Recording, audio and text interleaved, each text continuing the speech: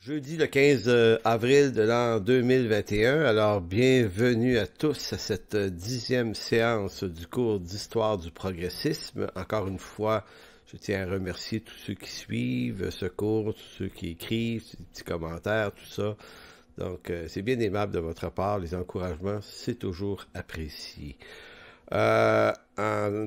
En termes de commentaires aussi, j'aimerais dire que des fois, il y a certains qui m'envoient des questions, c'est très intéressant, mais d'autres m'envoient également des commentaires me disant, ben, tu pourrais aussi parler d'un tel, ou tu pourrais parler d'un tel, ou tu as oublié de parler d'un tel, et c'est comme si, je comprends l'idée, mais ma réponse est toujours inlassablement la même, c'est que dans un cours d'une quinzaine d'heures, on peut pas parler de tout le monde, donc je fais des choix, je choisis une trajectoire de parler de l'histoire du progressisme à travers un certain nombre de personnages. Il y en a des centaines d'autres qui pourraient être mentionnés, mais c'est précisément l'idée, c'est qu'on peut pas, si on voulait mentionner tout le monde et les détails de tout le monde, ben ça alourdirait énormément le cours, mais c'est surtout que ça l'allongerait de quelques centaines d'heures, certainement, parce que c'est l'histoire de 3 siècles. C'est quand même énorme ce qui s'est passé en termes d'événements et de personnages.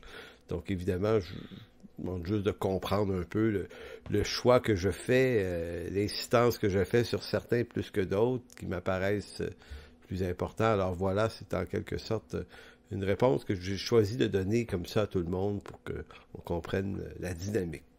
Alors voilà pour ça, en guise d'introduction. Donc la semaine dernière, donc ce soir on est à la séance 10, donc à la séance 9, on avait vu 2 secteurs d'innovation, l'innovation, la nouveauté. On avait vu comment des nouveaux éléments techniques dans le monde industriel s'installent, puis on a vu ça à travers beaucoup le monde anglais. Les Britanniques, c'est des gens extrêmement brillants sur le plan industriel. Donc, innovation technique de toutes sortes. Puis on a vu également innovation scientifique. Et on a vu, en fait, c'était de montrer à quel point le génie de l'homme, qui est quand même étonnant ici, là, a provoqué une poussée d'enthousiasme partout en Occident. Et que les hommes et les femmes du 19e siècle se voient dans un monde en progrès. Ils sont capables de palper, de voir à vue d'œil le progrès. Puis ils sont probablement la première génération à être témoins d'un progrès qui, de décennie en décennie, s'améliore. Donc, on part du cheval au début du 19e siècle, là, et on se promène en voiture à la fin, puis on a des avions. C'est à ce point que ça change.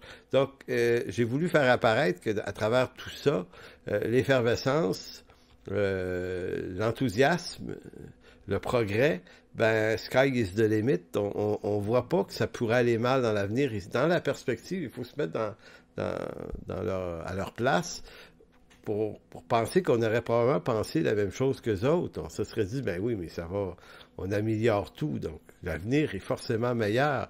Donc, une utopie, parce que ça en était une utopie, mais une utopie, ça apparaît pas aussitôt qu'on sème les bonnes idées au départ. Des utopies évidentes, des fois, dès le départ, c'est une utopie, mais d'autres fois, c'est pas une utopie au départ, ça en devient une, à la force du roulement des choses.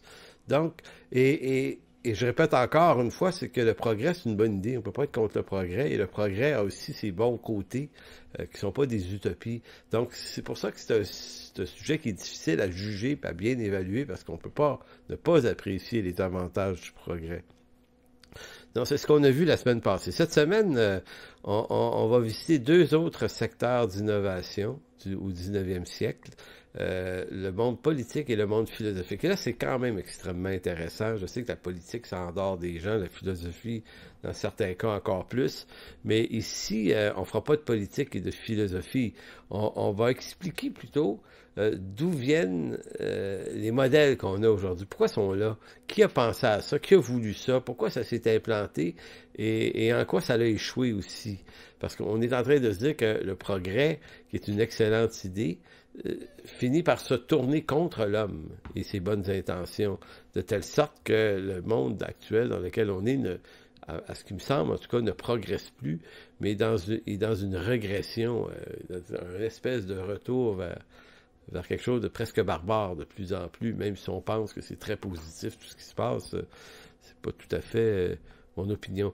Donc, c'est au 19e siècle également que s'est implanté des nouvelles idées politiques, philosophiques, qui ont un impact concret dans nos vies aujourd'hui, et vous allez voir pourquoi un peu plus loin, tout à l'heure. Donc, souvenez que le 18e siècle, les années 1700 à 1800, j'ai beaucoup axé sur ce qui se passait en France, évidemment. La France était les penseurs qui émettaient des idées politiques. C'était très politique. La Révolution française, c'est politique, cette affaire-là. La semaine passée, on a vu que le 19e siècle, je parlais surtout des Britanniques. Les Britanniques, c'est de l'industrie, c'est de la science, c'est de la technologie. C'est les Britanniques, leur génie était là, eux autres. Aujourd'hui, on va commencer on va voir un peu plus l'Allemagne. L'Allemagne, c'est les penseurs, les philosophies, les idées, la religion. C'est le pays de Luther. Donc, c'est là que les idées religieuses vont se brasser beaucoup. Donc, on peut voir que les grandes transformations de l'ère moderne en Occident se sont en quelque sorte là, orientées à partir de France, Angleterre, Allemagne. C'est les trois pays. Je ne suis pas en train de dire que c'est rien passé d'intéressant ailleurs, mais ces trois pays-là impactent dans leur nouveauté, ce qu'ils ont amené. Ces trois pays-là impactent le monde actuel. Donc, les innovations politiques. Donc, les grands bouleversements révolutionnaires du 18e, je fais référence à la Révolution française notamment, vont faire naître des nouveaux modèles, des nouvelles idées sur comment gérer un État. Donc, liberté, égalité, fraternité, c'est les grands mots de la Révolution, c'est les grands mots utilisés chez les Français. Donc, ça a une portée extrêmement politique, une charge politique, parce que pendant les millénaires, le monde était coincé dans des classes sociales rigides. Et ces classes-là n'adhèrent pas à des valeurs d'égalité, de justice pour tous. Les rois, par exemple, les nobles qui sont en haut des classes supérieures, se considèrent de bon droit comme des êtres supérieurs aux êtres qui appartiennent aux humains, qui appartiennent aux classes plus basses. Écoutez, si vous connaissez un peu le régime seigneurial, là, le féodal, des grands seigneurs, les châteaux, les seigneurs, pour eux, c'est tout à fait juste qu'eux soient très, très riches. Et ça leur apparaît tout à fait juste que les paysans qui travaillent pour eux à la sueur de leur front peuvent presque crever de faim des fois. Puis pour eux, c'est pas... Dans leur conscience, ça leur parle pas. À d'autres mots, on a tellement mis des classes sociales entre les gens, on les a tellement durcis qu'on est coincé dans des classes sociales.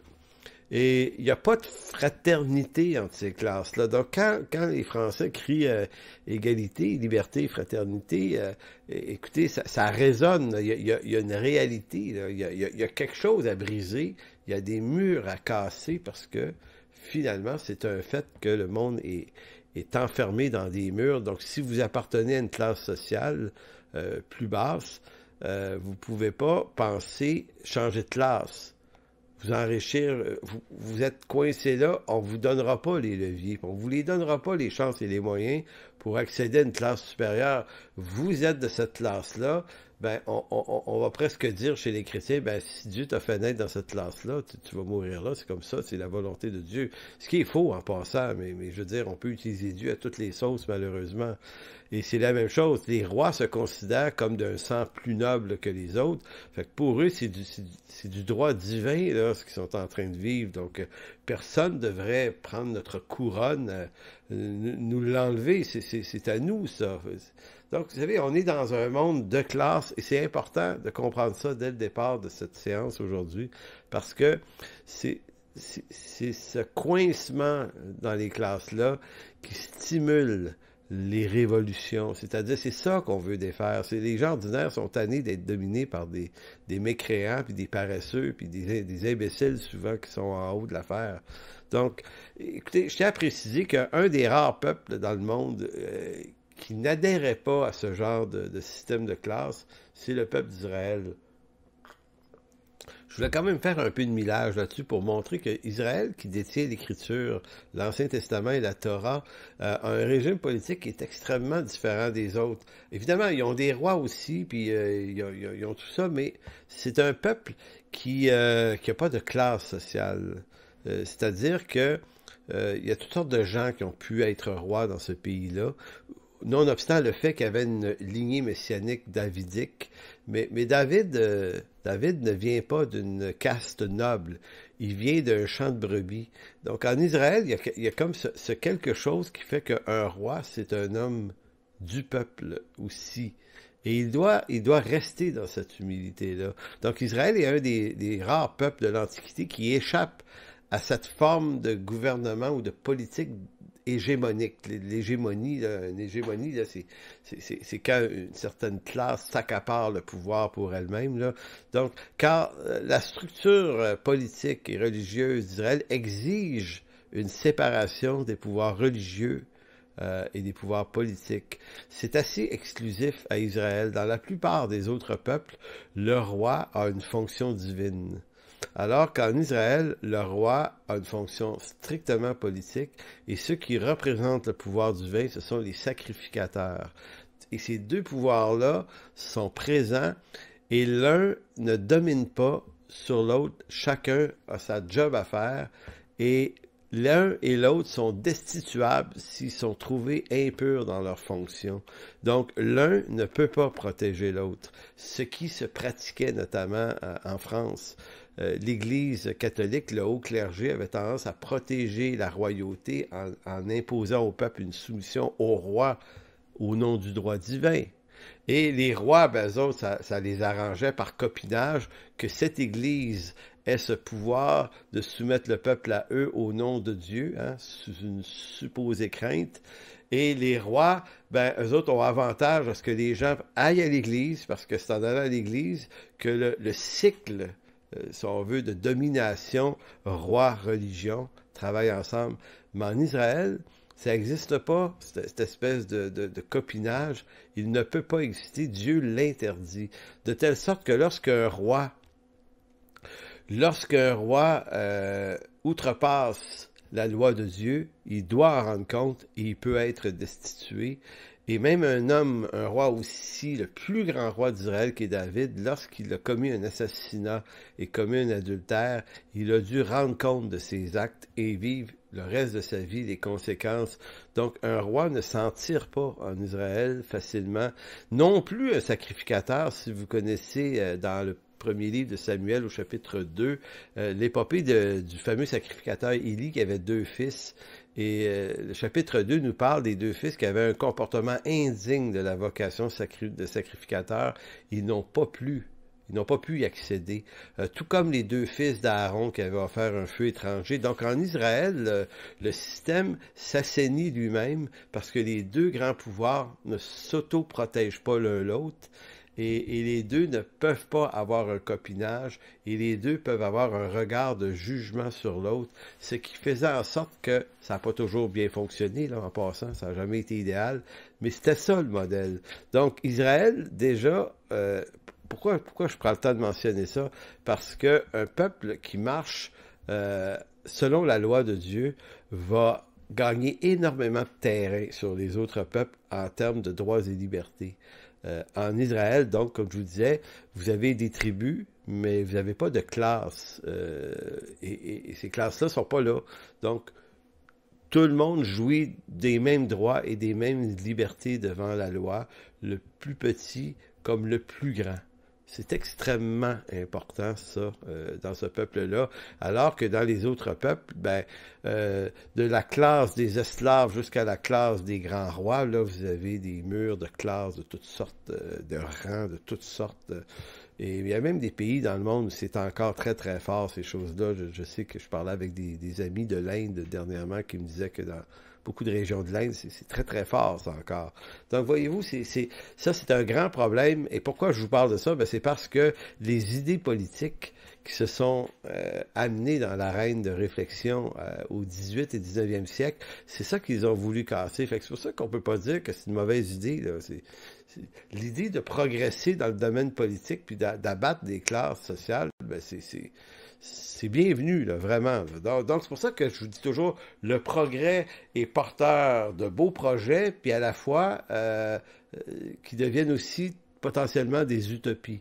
Donc, liberté, égalité, fraternité, trois mots qui viennent du 18e siècle de la France.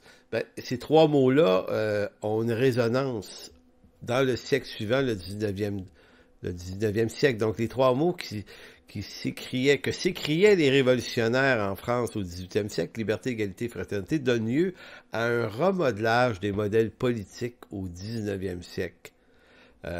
Donc, c'est comme si à partir du 19e siècle, on va commencer à quitter des systèmes politiques qui favorisent les nobles et les grands bourgeois. On va, dans la plupart des pays, éliminer les systèmes royaux, les rois et tout ça. Quelques pays, Norvège, Angleterre, je pense qu'Espagne aussi, quelques pays européens vont garder les royautés, mais vont les dépouiller de leur réel pouvoir. En d'autres mots, les royautés ont dû plier le genou devant une politique et une politique dite démocratique. Certains vont dire c'était de Dieu, c'était pas de Dieu. Écoutez, je pense que la discussion vaut la peine d'avoir lieu, mais c'est pas ici qu'on va l'avoir de toute façon. Donc, il y a deux grandes idées politiques qui vont naître de la Révolution française et de tous les à côté de cette révolution-là.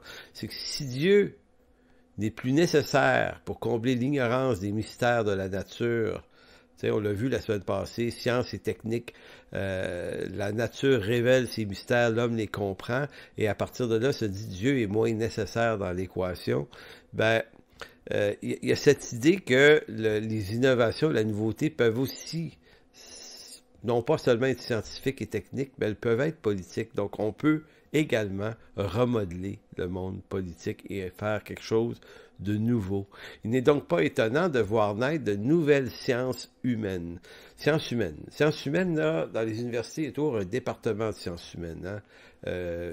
Moi, j'ai appartenu à ça quand j'étais à l'université, donc en histoire, l'histoire fait partie des sciences humaines, l'anthropologie, la sociologie, c'est toutes ces nouvelles sciences qui vont naître au 19e siècle, ces nouveaux champs d'études et d'intérêt, parce que là, on casse les moules royaux, donc là, on réfléchit à la politique autrement.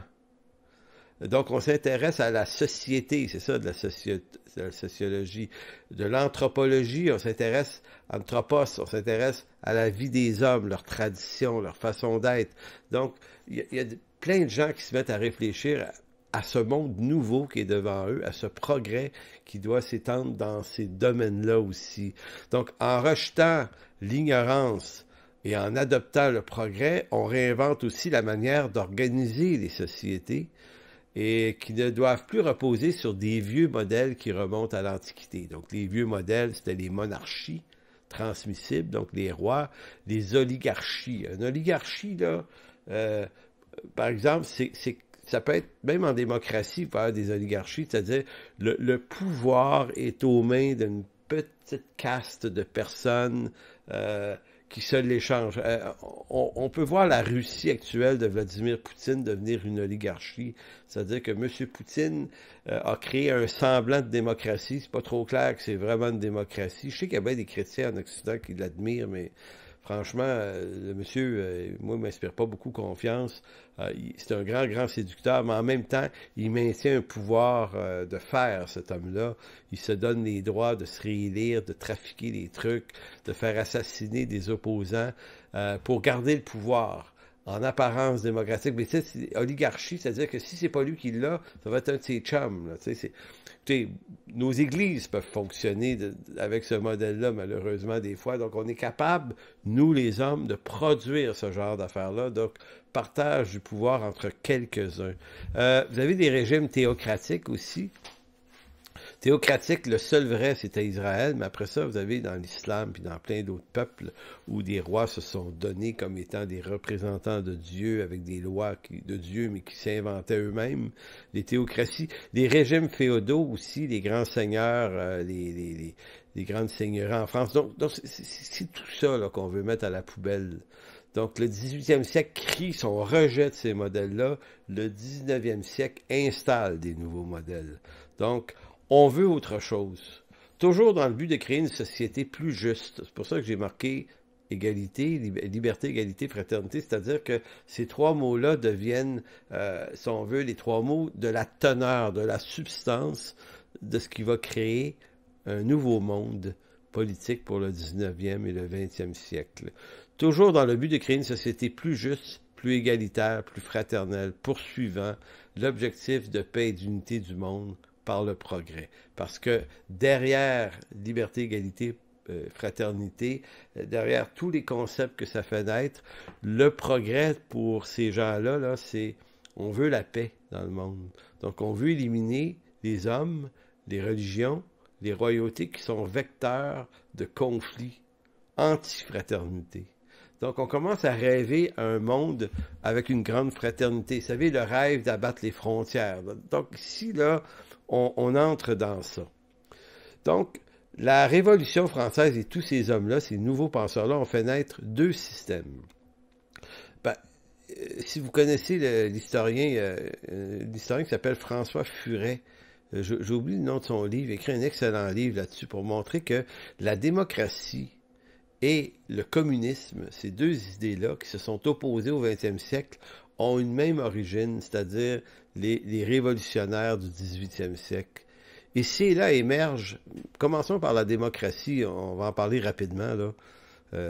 La démocratie, c'est cette idée que ce sont les hommes et les femmes dans un monde où on a abattu les classes sociales, où on est en train de les abattre à tout le moins, ben, on donne le droit de vote à tout le monde. Évidemment, au début, c'est juste les hommes. Ça va prendre un siècle avant qu'on l'accorde aux femmes aussi. Mais c'est qu'on dit que c'est pas juste les grands, les riches, les nobles qui peuvent voter. C'est tout le monde, dépasser un certain âge. Donc, démocratie vient du mot démos et kratos. Démos, le peuple. Kratos, le pouvoir. Donc, l'idée de la démocratie, c'est le pouvoir au peuple. Donc, la démocratie veut que il n'y a plus personne qui va exercer le pouvoir de père en fils de façon continue. Le pouvoir est au peuple et à tous les 4 ans, le peuple peut se débarrasser des gens qui ont été élus s'il s'avère qu'ils sont insatisfaisants. Donc, les nouveaux pays qui vont naître au 19e siècle, pardon, le Canada et les États-Unis. Le Canada en 1867, les États-Unis, évidemment, c'est plus le siècle avant, là, 1776 et 1789. Les nouveaux pays de cette ère-là vont être des pays démocratiques et ces nouveaux pays-là vont insuffler une valeur démocratique tellement forte que tous les pays du monde, ou presque, dans les années qui vont suivre, vont vouloir adopter ce système-là où on honore la liberté de l'individu. Chaque individu possède un droit de vote et un droit de vote, c'est un pouvoir politique qu'on doit exercer. Donc, le droit de vote s'étend à plus de gens. Dans une démocratie, on permet la liberté d'expression, la liberté de publication, la liberté de penser, la liberté de religion. On peut pratiquer la religion qu'on veut, on peut n'en pratiquer aucune. C'est toute la question des droits de l'homme, 1776, 1789, que ce soit aux États-Unis, que ce soit en France, c'est que on rentre dans le rêve, puis c'est un beau rêve, puis ça a fait du bien, soit dit en passant.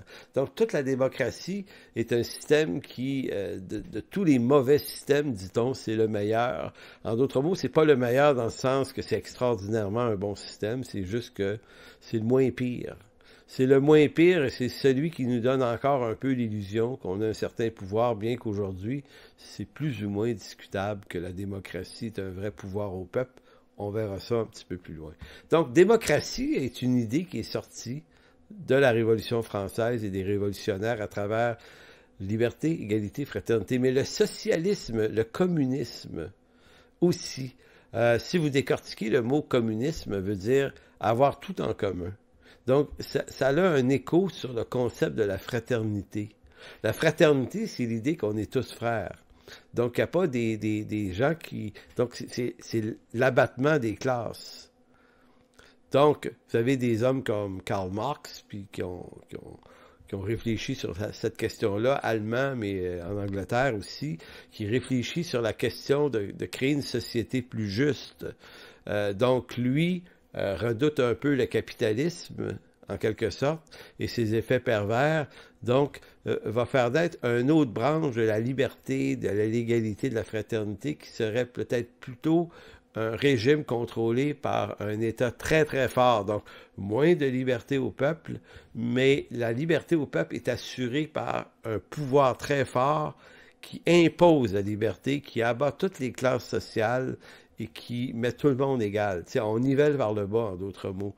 La démocratie, elle, est différente. C'est que on nivelle par le haut un peu plus, c'est-à-dire que tout le monde a le droit d'essayer ce qu'il veut, tout le monde a le droit de grimper les échelons du pouvoir. Un simple citoyen peut devenir un président, un premier ministre, alors que chez les communistes, c'est l'idée des pouvoirs par les plus éclairés.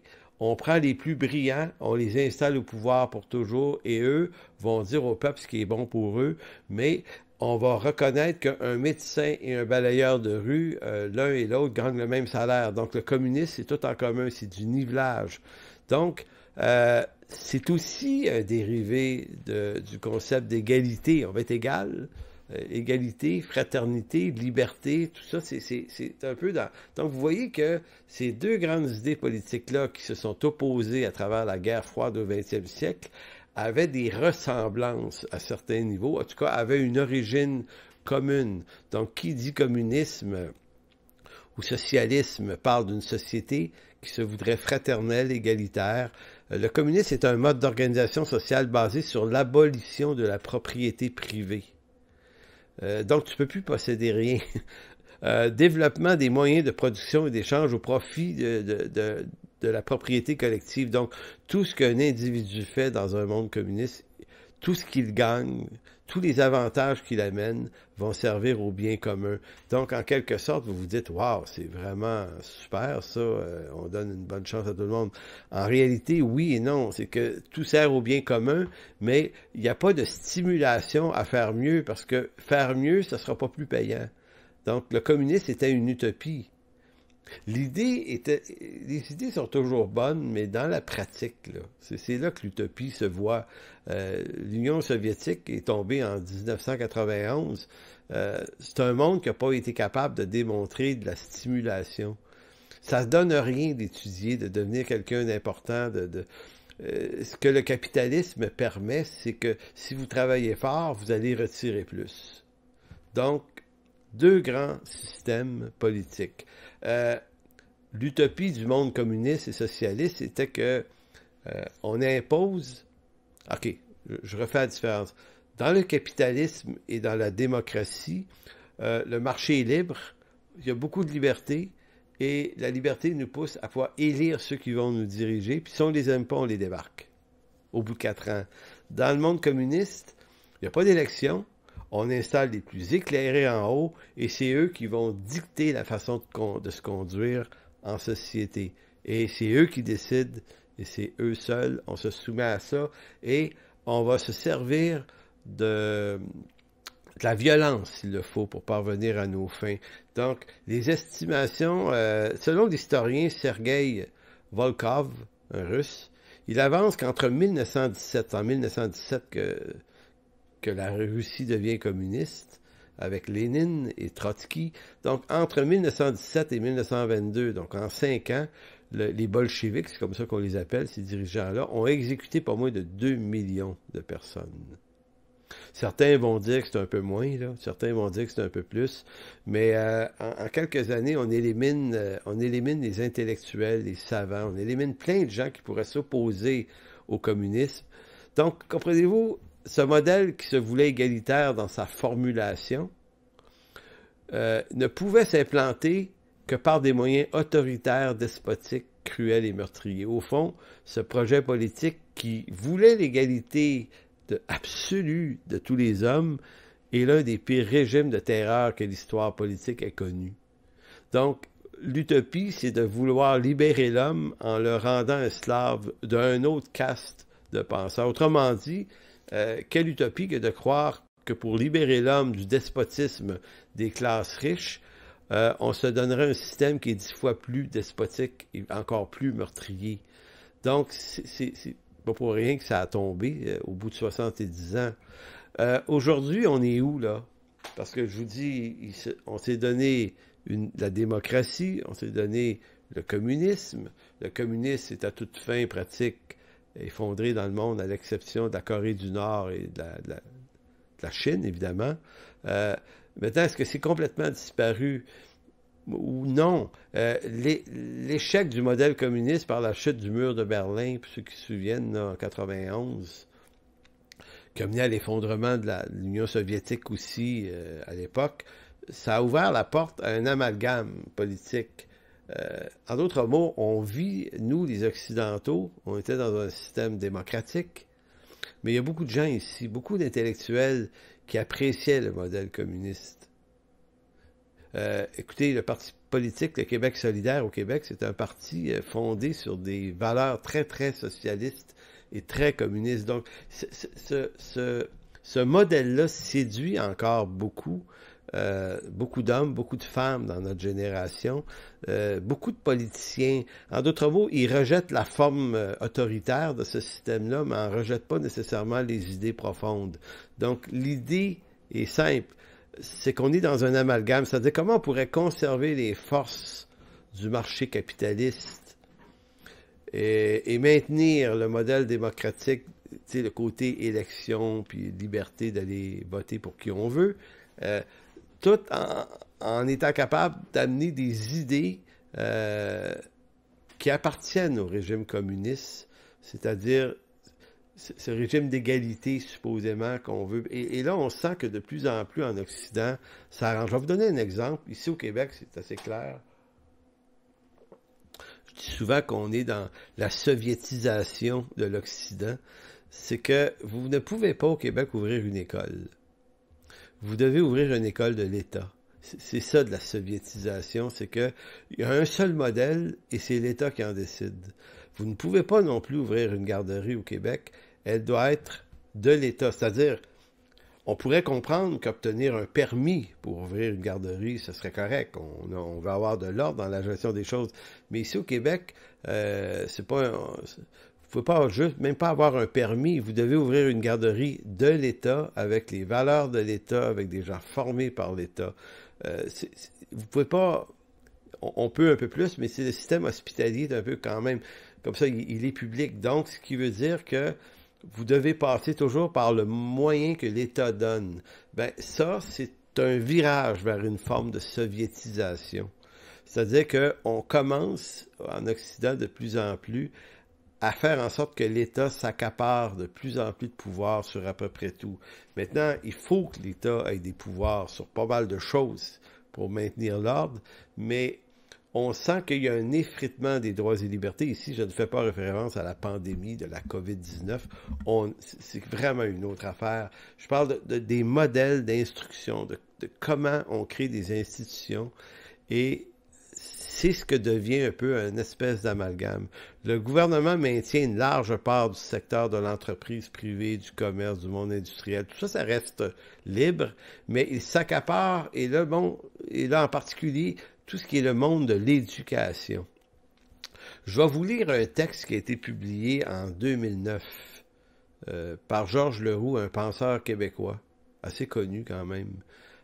Lorsqu'il est sorti le cours d'éthique et culture religieuse, lui a publié un ouvrage qui s'appelle Éthique et culture religieuse, dialogue. À la page 20 et 21 de ce livre, vous voyez très bien la soviétisation dans l'esprit de M. Leroux. Il va dire, en parlant du cours d'éthique et culture religieuse, il dit « Cette situation a pour conséquence que pour la première fois dans l'histoire du Québec, la société peut se reconnaître par la voie de l'État. Seule propriétaire de cet enseignement, elle peut l'assumer comme sa propre vocation au même titre que la santé et la justice. Elle peut surtout lui assigner, à ce cours là, de religion, qui était, des finalités qu'elle détermine pour elle-même et qui seront d'abord sociales et politiques, assurer un vivre ensemble harmonieux. Ici, là, ça ressemble à des discours de Staline dans les années 40, lorsqu'il se promenait puis faisait la promotion du communisme.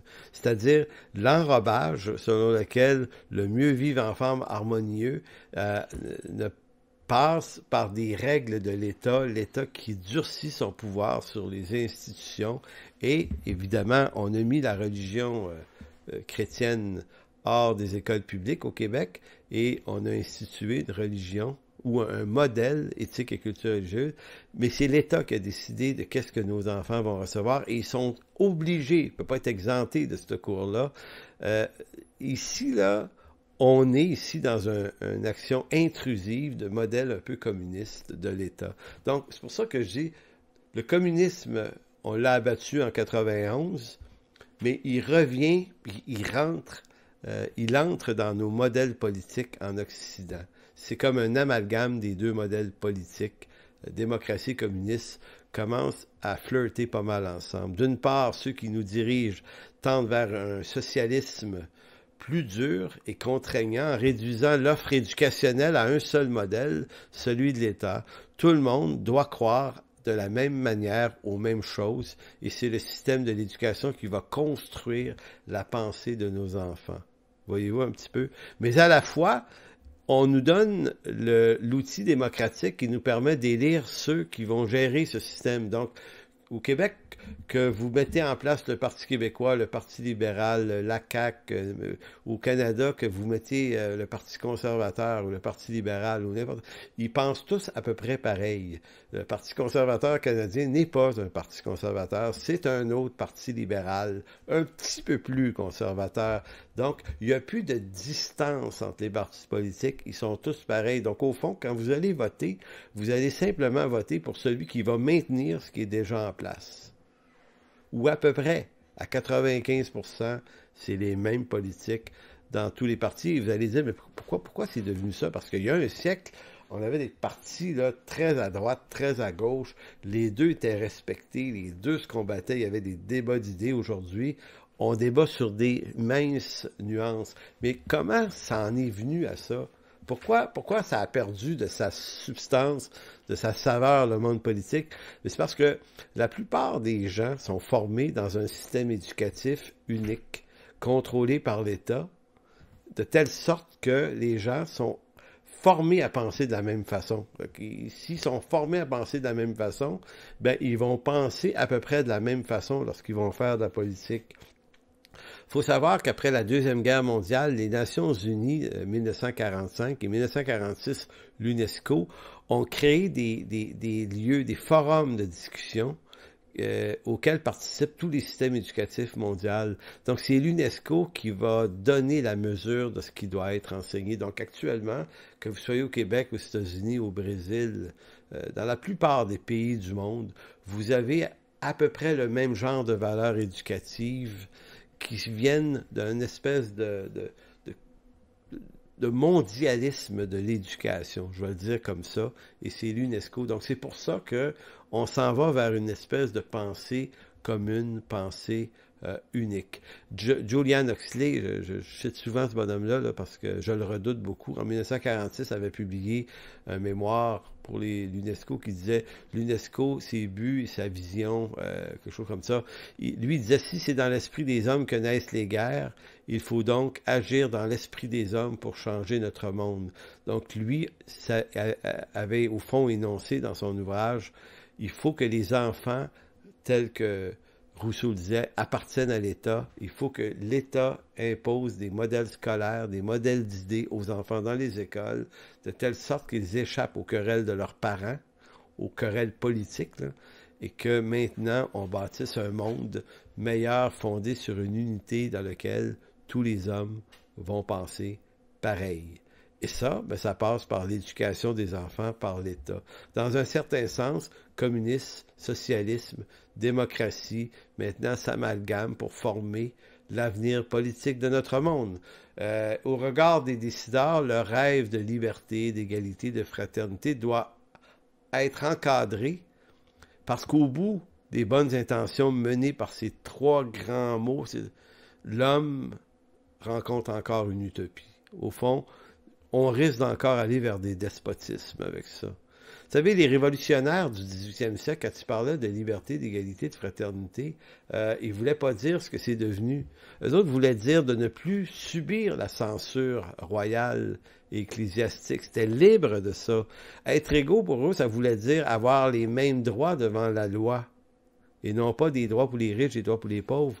Puis par fraternité, ils voulaient dire ne plus être coincés dans des classes sociales hermétiques. Au 18e siècle, il y avait dans ces trois mots une valeur qui orientait vers une forme d'unité de l'homme, mais une unité relationnelle. Il y avait quelque chose de vraiment beau, de vraiment charmant. On va s'apprivoiser, on va s'aimer, on va s'apprécier, on va se comprendre entre peuples, entre races, entre classes sociales, il y avait tout ça. Mais au 21e siècle, ces trois mêmes mots, ces trois mêmes idées, sont arrivés à la limite de leurs intentions et maintenant vont causer des divisions.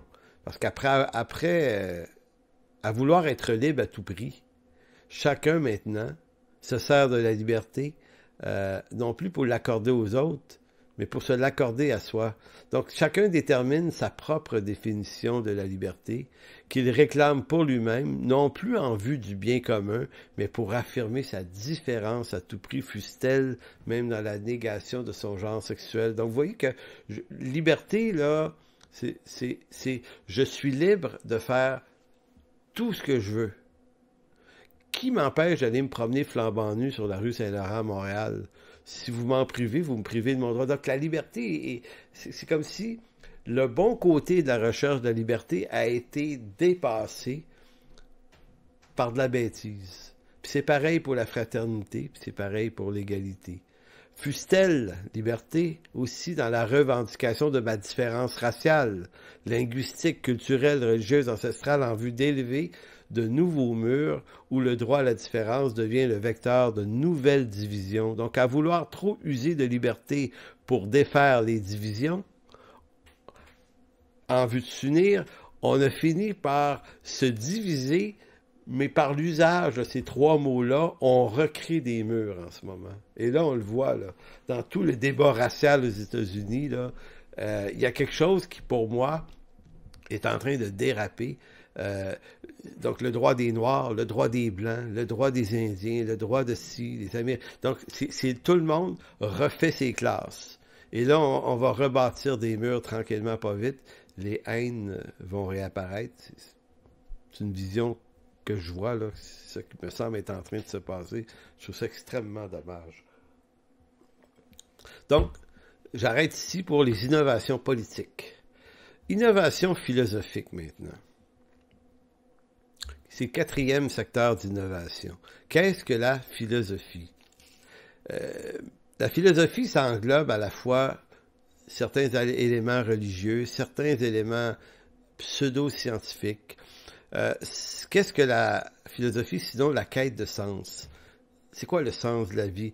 Donc, une définition que j'ai prise comme ça dans le Larousse, c'est la philosophie, c'est l'ensemble de conceptions portant sur les principes des êtres et des choses, sur le rôle de l'homme dans l'univers, sur Dieu, sur l'histoire et de façon générale sur tous les grands problèmes de la métaphysique. Métaphysique veut dire tout ce qui n'est pas du domaine de la matière, mais qui est au-delà du physique, donc le surnaturel, les dieux, la religion et tout ça. Donc, si on a commencé à mettre Dieu dehors de l'équation du vivant, le Dieu de la Bible, bien, ça a laissé un vide. Donc, le vide est rempli par quoi? Ben, rempli par une nouvelle quête de sens, et c'est la philosophie, les penseurs de toutes sortes, beaucoup d'Allemands ont dû s'intéresser à essayer de répondre à la question. Donc, la philosophie, c'est l'amour de la sagesse, dit-on. Donc, depuis des millénaires, la philosophie réfléchit. Les philosophes grecs, romains et d'autres, plus récemment encore aujourd'hui, réfléchissent sur le sens de la vie. C'est les grandes questions là, du sens de la vie, c'est qui sommes-nous? D'où venons-nous? Tu sais, nous, l'homme, là, qui sommes-nous? Comment c'est ça qu'on est là, sur une planète bleue, qui flotte dans un univers infini? Puis on est là. Puis on vit. Puis on est conscient qu'on existe. On pourrait exister sans en avoir la conscience, mais on a en plus la conscience de nous-mêmes. Je pense, donc je suis. Vous voyez? Donc, qui sommes-nous? D'où venons-nous? Pourquoi on est là? C'est-à-dire, qui nous a mis là? Pourquoi sommes-nous là? Y a-t-il une raison à notre existence? Pourquoi sommes-nous conscients d'être là? Mine de rien, c'est vraiment une grande question. Comment ça se fait qu'on le sait qu'on existe? Où est-ce qu'on s'en va? Donc, c'est le d'où venons-nous, pourquoi sommes-nous et où allons-nous? Donc, quel sens donner à notre existence? Donc, à mesure que l'Occident remet en question l'existence d'un Dieu créateur, l'homme se retrouve devant un gouffre existentiel. C'est-à-dire, pourquoi j'existe? Qu'il doit combler par des raisonnements qui devraient générer un nouveau sens à sa vie, parce que on est fait pour savoir pourquoi on existe. Notre conscience, notre intelligence, notre raison exige qu'on soit capable de se donner une raison d'être. Sinon, il y a de la déprime qui s'installe. C'est ce qui différencie les croyants qui ne cherchent plus un sens. Puis là, en d'autres mots,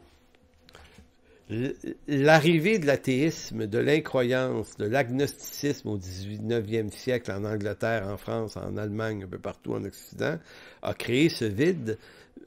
Mais il faut réaliser que quand on est chrétien, ce vide-là, on ne l'a pas. L'Écriture, elle, vient répondre à ce besoin de quête de sens. Elle répond à toutes les questions sur qui je suis, d'où je viens, pourquoi je suis là, pourquoi je suis conscient d'être là, où est-ce que je m'en vais, quel est le sens de mon existence. Je vous lis un psaume, le psaume 8, psaume magnifique, qui explique comment pense un croyant. Le croyant va dire, quand je contemple les cieux, ouvrage de tes mains, la lune et les étoiles que tu as créées, voyez-vous, elles viennent d'où? Ben, elles viennent de toi, Dieu. Tu les as créées. Vous allez dire, c'est naïf. Oui, mais ça donne un sens, parce que si c'est pas Dieu qui les a créées, elles viennent d'où?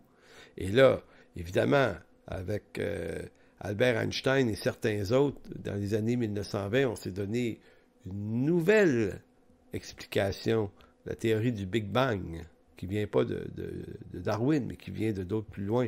Donc, qu'est-ce que l'homme pour que tu te souviennes de lui? Et le Fils de l'homme pour que tu prennes garde à lui. Tu l'as fait de peu inférieur à Dieu, tu l'as couronné de gloire et de magnificence, tu lui as donné la domination sur les œuvres de tes mains, tu as tout mis sous ses pieds, brebis comme le bœuf, les animaux des champs, les oiseaux du ciel et les poissons de la mer, tout ce qui parcourt les sentiers des mers. Éternel notre Seigneur, que ton nom est magnifique sur toute la terre. Psaume 8, versets 4 à 10. Voyez-vous, c'est un texte parmi tant d'autres, mais qui vient placer un sens. J'aurais pu en lire beaucoup d'autres, mais pour le croyant, là, l'Écriture répond à 3 grandes questions. Au fond, elle répond à la question d'où je viens. Je sais d'où je viens, et si j'existe, c'est parce que je suis désiré, parce que mon existence a un sens, parce qu'elle est voulue par Dieu. Donc, je sais d'où je viens. Deuxième question, ma réalité actuelle. Je comprends la raison et la valeur de mon existence dans le temps présent, car c'est Dieu qui donne une valeur à la réalité de mon existence présente. Ça peut être pas clair des fois, mais un croyant se dit, OK, j'existe, j'ai une vocation, j'ai un appel, j'ai des dons, j'ai quelque chose pour occuper mon présent, parce que Dieu existe, et c'est par lui, et c'est en lui que je trouve ce sens. Je sais où je vais, c'est le 3e point. Où est-ce que je m'en vais après la mort? Ben, je sais qu'en Christ, je suis destiné à une nouvelle terre et des nouveaux cieux. Donc, je vous lis ces 3 points-là. D'où je viens, pourquoi j'existe et où je vais. L'Écriture vient combler ce besoin-là. Mais quand on a mis Dieu dehors, on a enlevé ces trois éléments-là et l'homme a dû refaire le travail d'essayer de comprendre d'où il vient, pourquoi il existe et où est-ce qu'il va. Donc, on a créé l'idée que d'où il vient? Ben, il vient d'un composite évolutif de la matière. Pourquoi il existe? Il ne le sait pas. Il est le fruit d'un accident aléatoire, comme disait Monod en 1971. Et où est-ce qu'il s'en va? Ben, il s'en va nulle part, il n'y a pas de vie après la mort. Donc, en d'autres mots, c'est la manière athée de répondre à la question du sens humain. Donc, c'est un peu moins évident.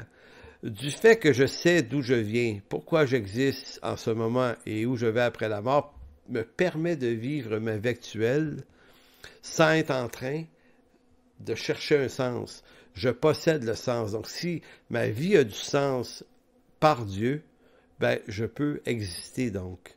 Je suis libéré de la quête, de la recherche de la quête de sens, et ma vie a un sens.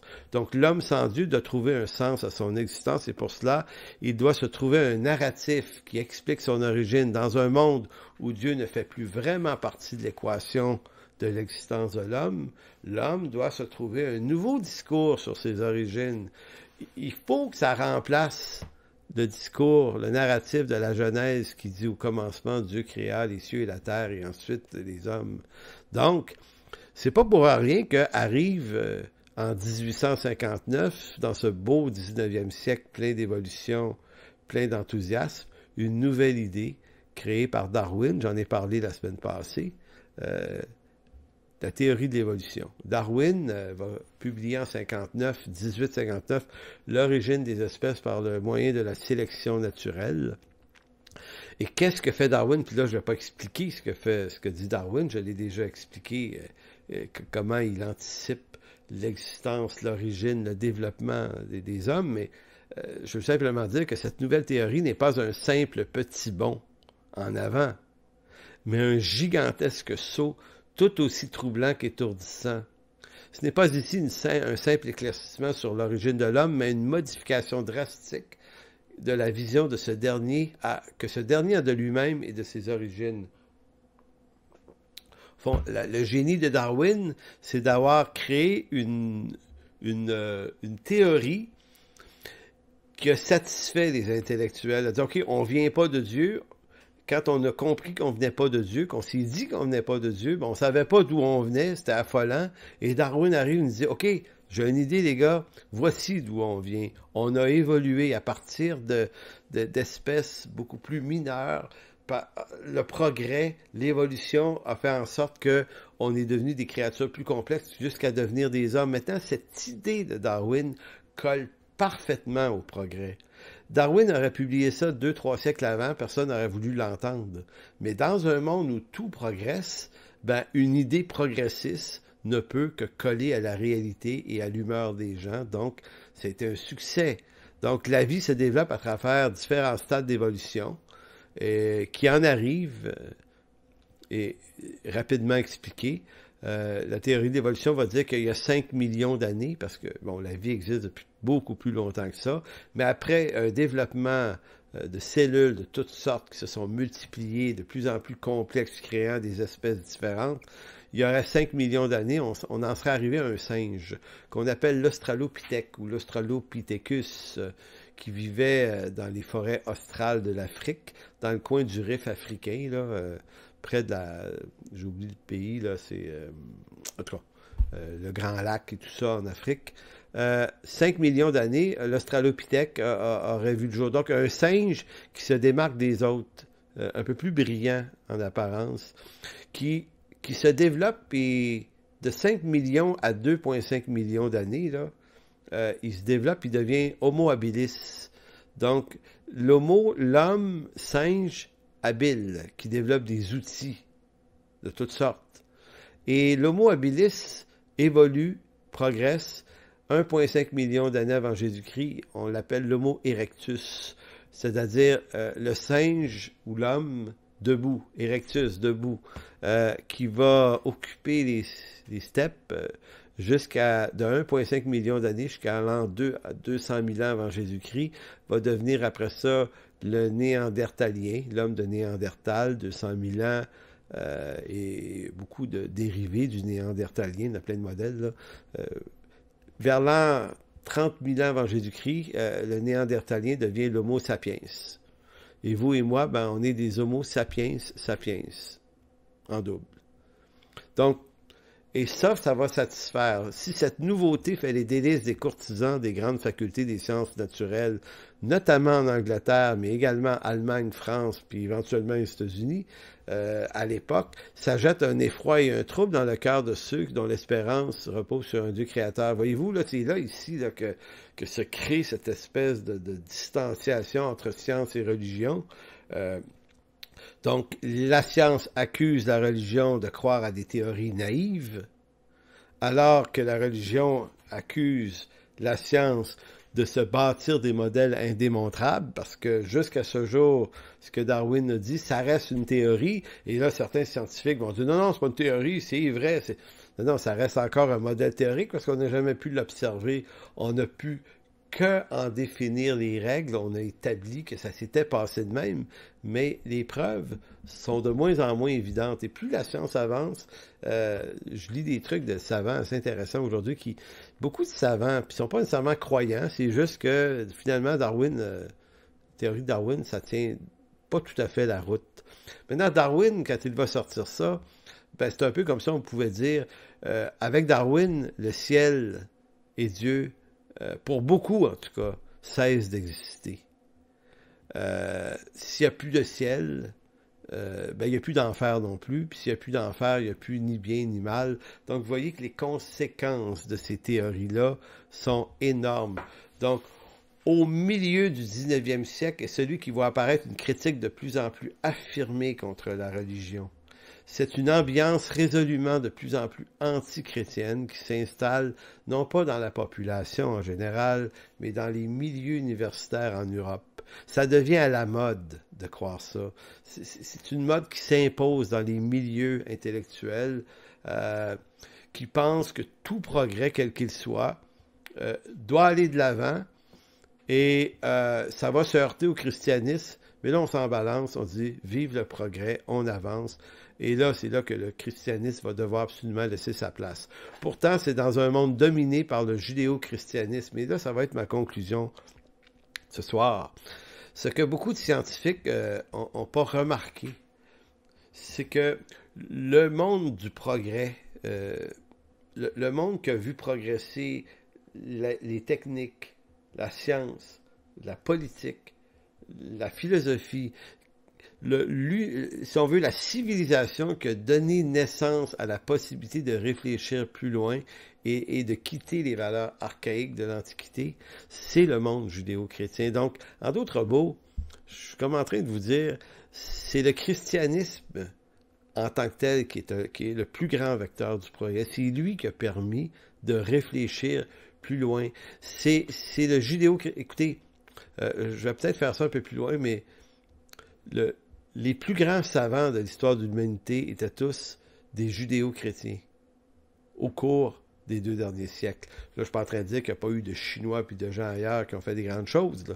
Je suis en train de dire que tout le monde du progrès se concentre dans l'univers judéo-chrétien. Le nombre de prix Nobel gagnés par des croyants, c'est assez astronomique. Et notamment chez les Juifs.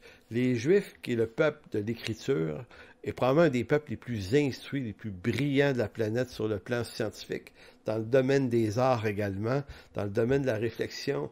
En d'autres mots, mais qu'est-ce qui a formé l'Occident, sinon le judéo-christianisme, l'Écriture, la parole de Dieu? C'est cette matrice-là qui a donné accès à une intelligence, à un raisonnement, à un développement, à une réflexion, à pousser plus loin.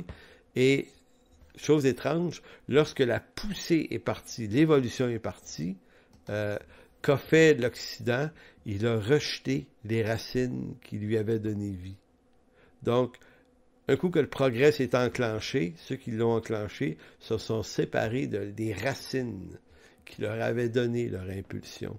C'est quand même assez étonnant et stupéfiant. Donc, c'est là-dessus qu'on va s'interrompre la semaine prochaine. La semaine prochaine, on va rentrer dans les réflexions que tout ça a engendré, le rejet de Dieu. Et là, il s'est exprimé à travers des auteurs comme Friedrich Nietzsche, comme Feuerbach. Je ne ferai pas le tour de trop de personnages comme ça, mais on va voir qu'est-ce qu'ils ont dit, ces hommes-là, et comment, non seulement, là, on n'est plus dans la science qui pense autrement qu'avec un Dieu créateur, on est dans l'affirmation que croire en Dieu, c'est une affaire pour les imbéciles. Et ça s'écrit de façon très, très claire. Et là, ça devient une lutte assez intéressante. Et on est aux portes quasiment du 20e siècle quand on arrive là. Donc, que Dieu vous bénisse. Portez-vous bien. On se revoit pour la prochaine séance de ce cours d'histoire du progressisme. Bye bye tout le monde.